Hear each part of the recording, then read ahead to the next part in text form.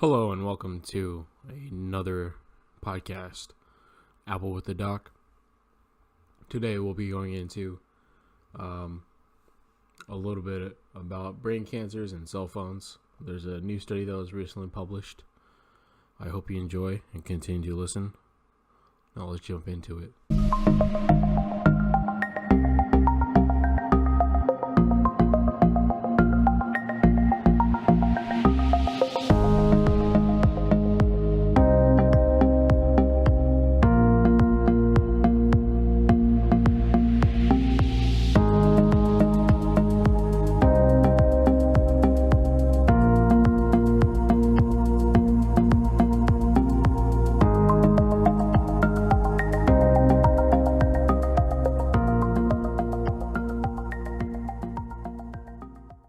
Okay, so from the National Institute of Environmental Health Services, we have a study that analyzed 2G and 3G cell phones and their development into heart tumors. Sorry, not brain tumors, but it was actually heart tumors. And now this study, they used rats because you can't really use humans and it's unethical. Unethical too, and immoral to actually use humans. So they used high levels of radio frequency that was used in 2G and 3G signals. Most of the U.S., I believe, is still under 4G and 5G, or 4G, sorry. We still have 3G around today, and they were able to see the cell phones cause heart tumors, according to the final reports. And they were also able to cause brain and adrenal tumors when they were exposed to male rats. Female rats, it was 50-50 when compared to male about heart, not so much with adrenal and brain. And so they were only able to conclude this for rats and not exactly humans, because you can't really make that leap. We are a different set of species, groups, and I think from phylums as well. And so now in this study, what they did, they took the rats and exposed these rats to the frequency radiation from the radios, or radio frequency radiation, across the entire body of the rats. And so this is not something that's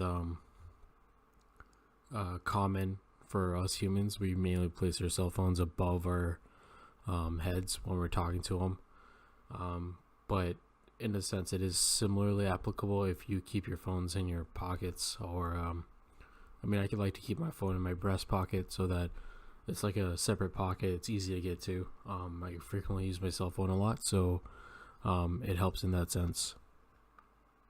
And now you may be thinking, rightly so, what were the levels? Maybe high, medium, and low. The lowest exposure was the level of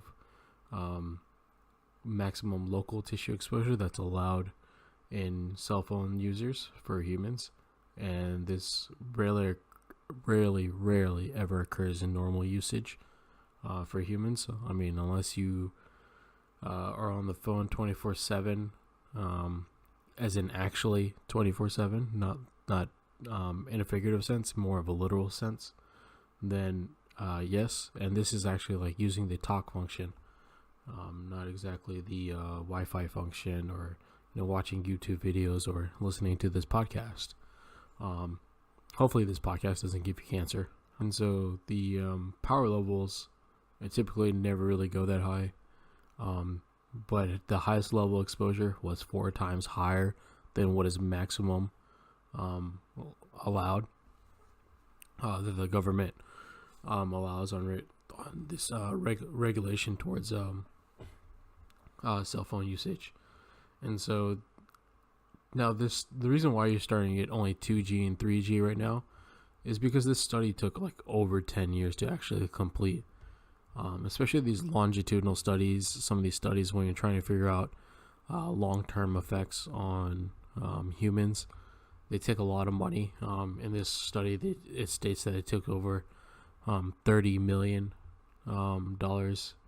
and for the actual studies, and it took more than 10 years to actually complete for a more comprehensive thing. Which is one of the reasons why I use rats, because rats have a higher metabolic function. They have a higher a cell turnover rate. They tend to grow quickly, and so in a sense you expedite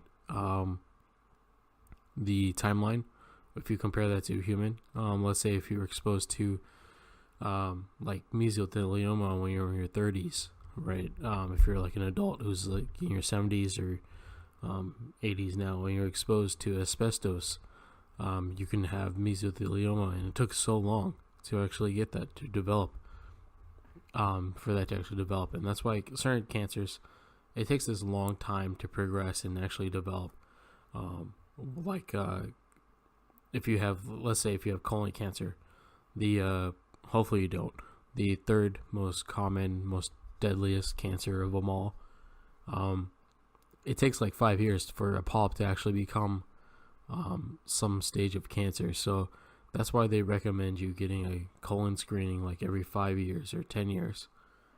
It's because it takes a while for these things, certain cancers, to actually develop. Now, this does depend on your exposure, the intensity of the exposure. Let's say if you were to work at a nuclear power plant and you never wore your protective equipment, you would get it pretty fast. Or if you stood next to like a nuclear bomb blast, you would develop these cancers pretty fast. I think the Hiroshima ones, it took a little bit longer for them to actually develop thyroid cancer, like one of the more common cancers that is associated with radiation. But yeah, so it just really depends on like what your test subjects are and how long it actually takes for you to develop the cancer. That's like one of the problems that you have with cancers and exposure correlation, is actually trying to figure out how the person got the cancer. You may have read or listened to one of my podcasts earlier about organic foods limiting the risk for Hodgkin's lymphoma, and it's kind of hard to see. It was non-Hodgkin's lymphoma, and it's hard to determine where you actually had the exposure. So it just takes a really long time for these things to actually develop. Now, if you're trying to figure out how they actually did it, it wasn't exactly 24 hours how they did the exposure for the radiation. They did 10 minutes on, 10 minutes off. That cycled for about 9 hours a day, and had a burp. They had the range of 1.5 to 6 watts per kilogram in the rats, and so that's how those are the levels of the radiation. They did not use Wi-Fi or 5G, which is what is currently more interesting. We have 4G in our cell phones, but 5G is now this emergent technology that has its own issues as well. And Wi-Fi is something that we're doused in, we're showered in every day, whether or not we know it or not. Going to a Starbucks, there's nothing but Wi-Fi in there, and I guess that's why a lot of people like to stay there. The next bit of info is an update to a previous story that I'd done in the podcast, talking about dysuvia. It was in the podcast titled about fentanyl, a drug that's stronger than fentanyl. So the FDA actually approved this new drug for hospital use.